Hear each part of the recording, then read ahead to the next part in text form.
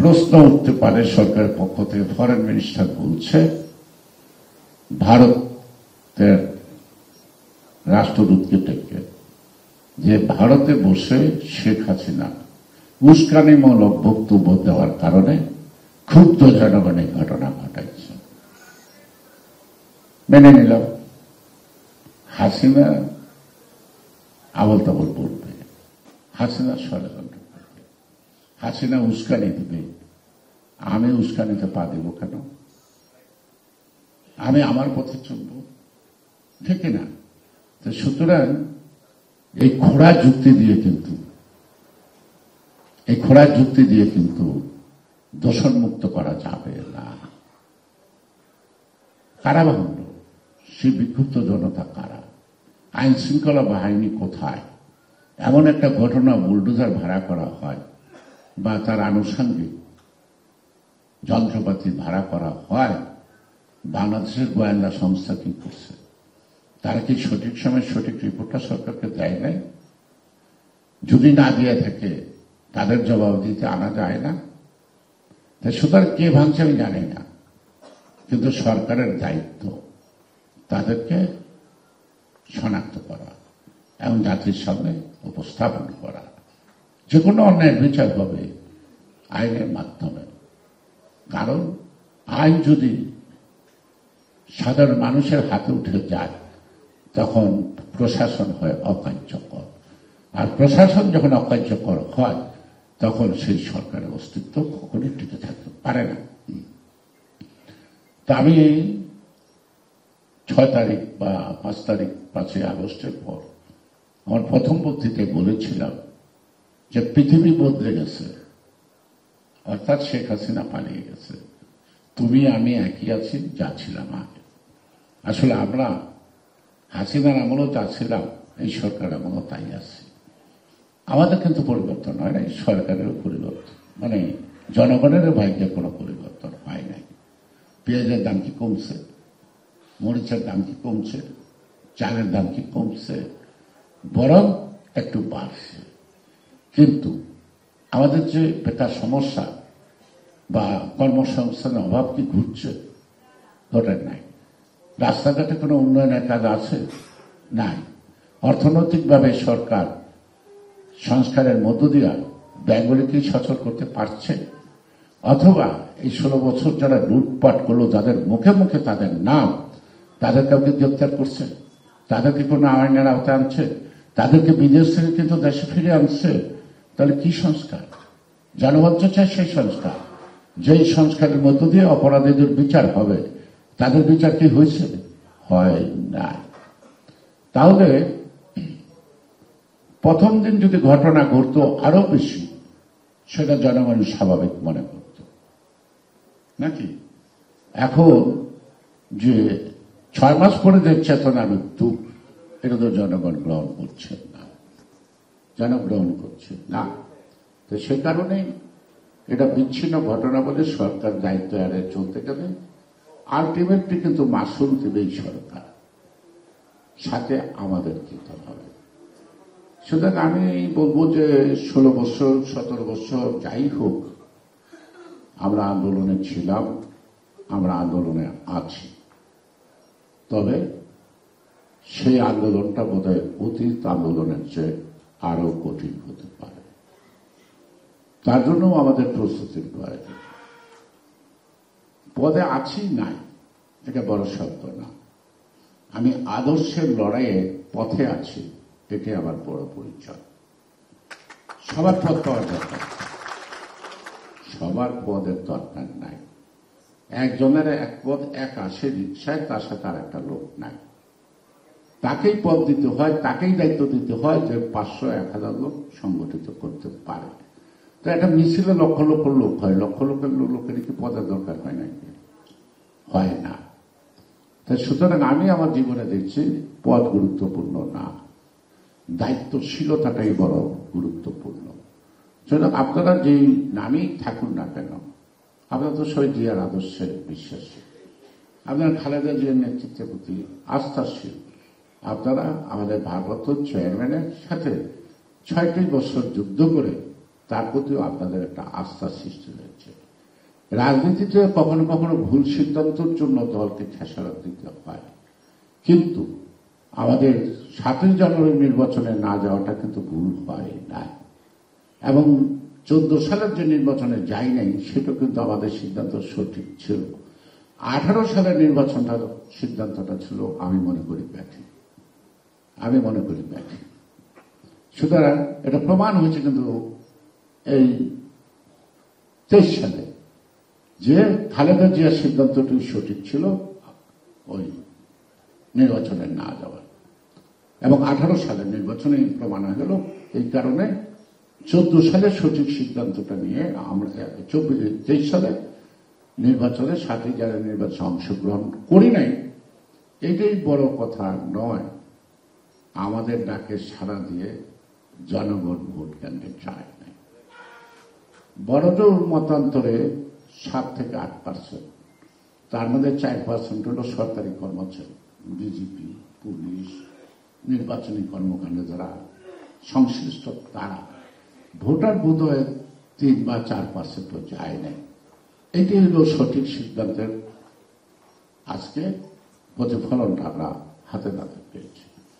লোকে বলে, আমি বলি না, লোকে বলে, সাধারণ মানুষ বলে 5ই আগস্টের পর এই পর্যন্ত বিএনপি রাজনৈতিক সিদ্ধান্তে কখনো কোনোটা ভুল করে নাই। বিএনপি প্যাশন্স বা ধৈর্যশীলতা দেখাচ্ছে এবং প্রত্যেকটা পদক্ষেপ অত্যন্ত পজিটিভ ভাবে সাধারণ মানুষ, সুশীল সমাজ, শিক্ষিত, অর্ধশিক্ষিত সব মানুষ মাঠে ঘাটে আলাপ করে বিএনপি তার সঠিক লাইনে আছে।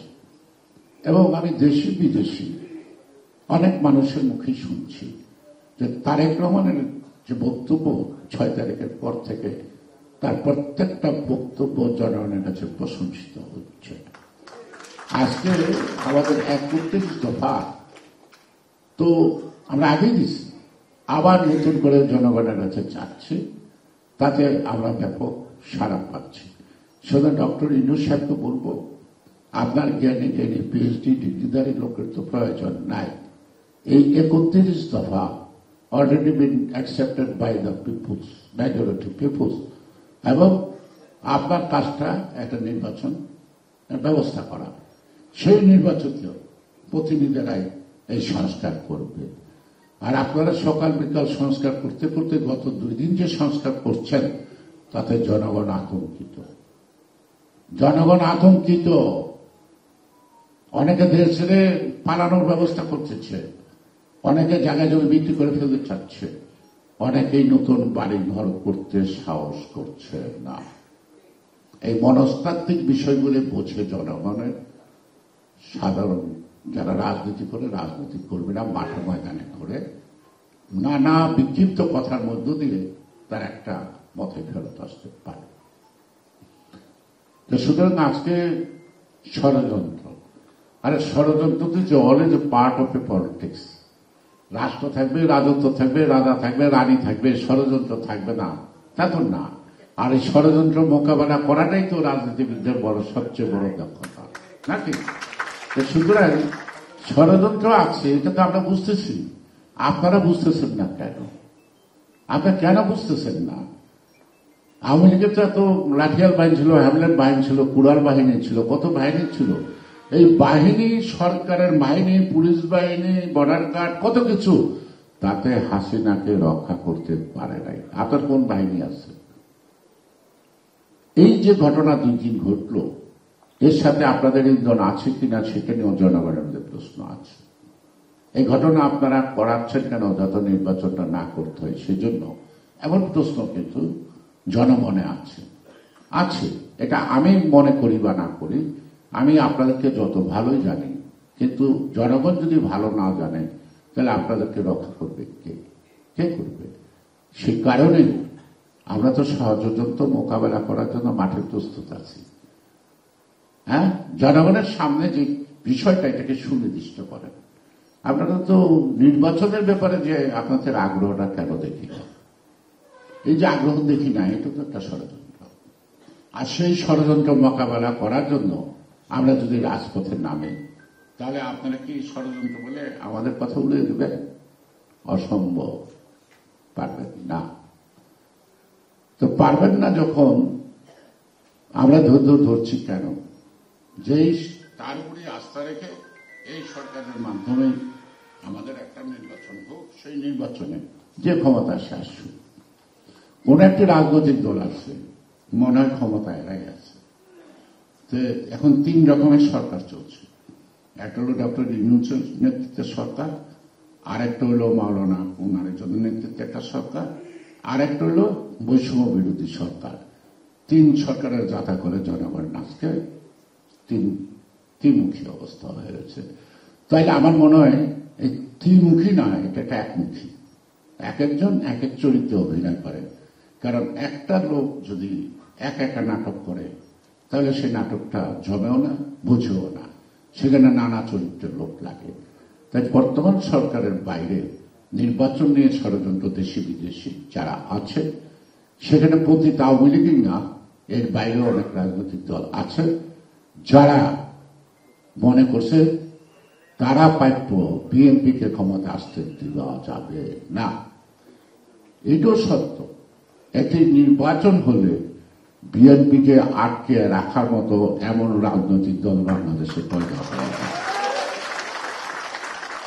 বাংলাদেশের সকল রাজনৈতিক দল একত্রিত হয়ে প্রার্থীও যদি দেয়, তা তো বিএনপি জনগণের আস্থা নিয়ে অতি ভালোভাবে সরকার গঠন করতে পারবে। এই সরকার গঠনটা যাতে না করতে পারে, তারপরে কিছু হুজুর মার্কা দল আছে নানা কথা বলে, ইসলাম ইসলাম করে। আর ওই নুরুল ইসলামও ইসলাম, অন্য ইসলামও ইসলাম। আসল ইসলাম তো না, আসল ইসলাম তো অন্য জিনিস, তাই না? তো সেই জন্যই আপনাদেরকে সতর্ক থাকতে হবে। আমি আবার বলবো যে আমরা যে কটি রাজনৈতিক দল একত্রিত হয়ে একটি সুষ্ঠু অবাধ নির্বাচনের জন্য শেখ হাসিনাকে বিতাড়িত করলাম, তাদেরকে সবাই যেন একটি নির্বাচন না হওয়া পর্যন্ত, অনুষ্ঠিত না হওয়া পর্যন্ত, একটি সুষ্ঠু নির্বাচনের ক্ষেত্রে আমি এখনো বলবো একই পথে চলেন, ঐক্যবাদী মাধ্যমে চলেন। বলছি তো ভাগ দেব নির্বাচনের পর জাতীয় সরকার করে। সুতরাং আপনাদের কার কটা আসন পাবেন এই হিসাব জনগণের কাছে আছে। অনেকে বিরোধী দলের চেয়ারে বসতে পারবেন না, অথচ মনে করেন ক্ষমতা এসে গেছেন বা ক্ষমতা আপনাদের হাতে এসে গেছে। এই ধারণাটা ভুল করবেন না, ভুল করবেন না। সুতরাং আমাদেরকে দুর্বল ভাবার কোন সুযোগ নাই।